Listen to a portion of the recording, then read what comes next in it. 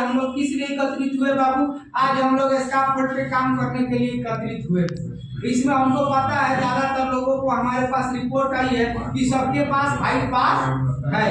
जिसके पास हाइट पास नहीं है वो ओवरवेट हाइट पे काम नहीं करेगा, स्काफोल्ड पर वो काम करने के लिए अलाउ नहीं। बाकी जो बचे हुए लोग हैं वो ओवरवेट हाइट पे काम करेंगे। तो आज हम लोग जानेंगे कि बाबू ओवरवेट हाइट पे या स्काफोल्ड पे काम करते वक्त हम लोगों को किस प्रकार की सुरक्षा का ध्यान देंगे और किस प्रकार का खतरा हो सकता है। तो आप लोगों को पता है कि ओवरवेट हाइट पे काम करने के लिए हमें किसकी मदद चाहिए बाबू? स्काफोल्ड को। स्काफोल्ड को हम लोग हिंदी या भोजपुरी में क्या बोलते हैं बाबू? भाड़ा या मचान। भाड़ा या मचान हमारा हिंदी में उसको कैसे परिभाषित करते हैं?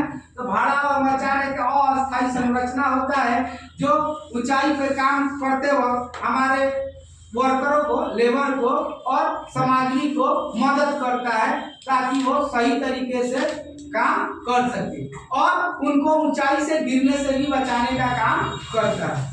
अब स्काफोल्ड लगाते समय और उस पर काम करते समय बहुत प्रकार के खतरों का सामना करना पड़ता है। अभी हम लोग किसके बारे में बात कर रहे हैं बाबू? सपोर्टेड स्काफोल्ड के बारे में।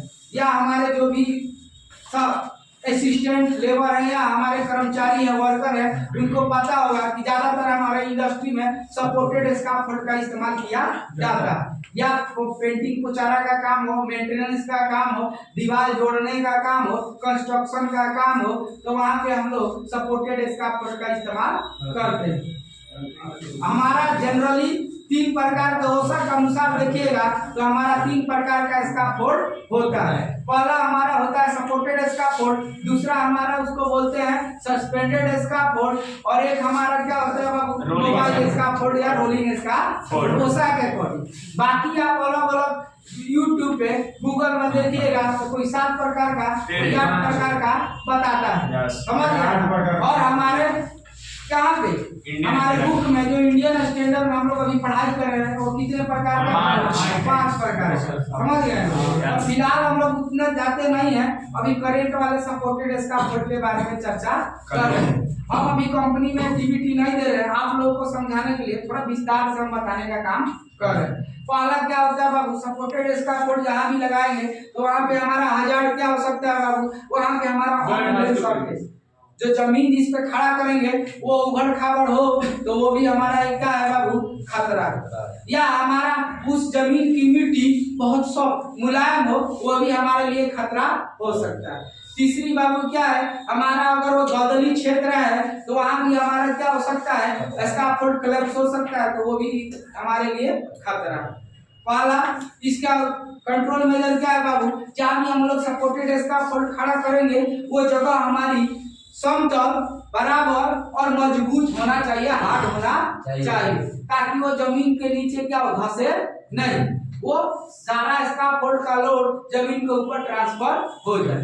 दूसरा चीज क्या है बाबू? हजार्ड कि अगर हमारा क्या है स्काफोल्ड अगर सही तरीके से क्या होता है? अटैच, एंकरिंग नहीं है, कहीं बांधा हुआ नहीं, जैसे कि जमीन से तो सपोर्ट ही है लेकिन कहीं ना कहीं उसको हम दीवार से, फिलर से या कोई रिजिड बॉडी से उससे बांधने का काम करते हैं कि कोई आपदा आती है, हवा आता है तो गिरे उरे नहीं, समझ गए ना? कंपन हो, वाइब्रेशन हो तो वो क्या हो? हमारा स्काफोल्ड का कोई भी कोलैप्स ना करे या डैमेज ना हो। ये भी हमारा क्या हो गया बाबू? उपाय हो गया, समझ गए ना? तीसरा हमारा यहाँ पे क्या देख सकते हैं? Bad weather condition. अगर तेज आंधी तूफान चल रहा है 32 किलोमीटर पर आवर के हिसाब से तो उस वक्त भी हमें काम नहीं करना, वो भी हमारे लिए क्या है बाबू? हजार्ड। जब हमारा हवा बंद हो जाएगा उसके बाद ही जब हमारा स्काफोल्ड ड्राई एंड सूखा हो जाएगा, नॉर्मल एटमॉस्फेयर होगा, तो अभी हम क्या करेंगे बाबू? बचाव के तौर पे काम करेंगे। नेक्स्ट हमारा क्या है बाबू? Rainy season. अगर काफी बारिश हो रहा है तो वो भी हमारे लिए क्या है बाबू? हजार्ड है। क्योंकि स्काफोल्ड पे काम करेंगे तो हमारा क्या हो सकता है बाबू? स्लिप ड्रिप का घटना हो सकता है। तो वहाँ पे हमारा बारिश जब समाप्त होगा उसके बाद ही उसके ऊपर हम क्या करेंगे बाबू? काम करेंगे। अगर sole board base plate missing है, हमारे स्टैंडर्ड के नीचे वाला हिस्सा जो हमारे स्टैंडर्ड को सपोर्ट करता है, जो भी हमारा स्काफोल्ड का लोड होता है, अगर वो क्या करता है, हमारी जमीन के ऊपर लोड को ट्रांसफर करने का काम करता है। अगर सोल लोड और बेस प्लेट हमारा क्या मिसिंग हो तो हमारा स्टैंडर्ड जमीन के नीचे क्या हो सकता है, बरीड हो सकता है, धंस सकता है। तो इसीलिए सोल बोर्ड और बेस प्लेट को लगाना हमारे लिए बहुत जरूरी है। नेक्स्ट चीज, ऊपर चढ़ते वक्त अगर हम क्या करते हैं, अपने बॉडी के 3 पॉइंट को अटैच नहीं करते, जैसे कि 2 हाथ और 1 पैर, ये भी हमारा एक्टिविटी क्या होगा, 1000 होगा। तो जब भी चढ़ेंगे तो 2 पैर या 1 हाथ या 2 हाथ या 1 पैर से अटैच होना चाहिए।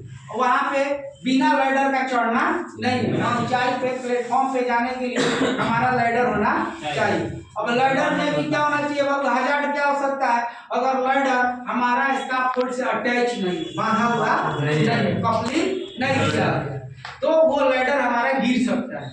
तो लैडर भी हमारा अटैच होना चाहिए, समझ गए ना। नेक्स्ट हमारा क्या है बाबू, प्लेन्स के बीच में हमारा 1 इंच से ज्यादा गैप नहीं होना चाहिए। मोर देन 1 इंच है तो भी हमारे लिए हजार्ड है। प्लेन अगर घुनाया है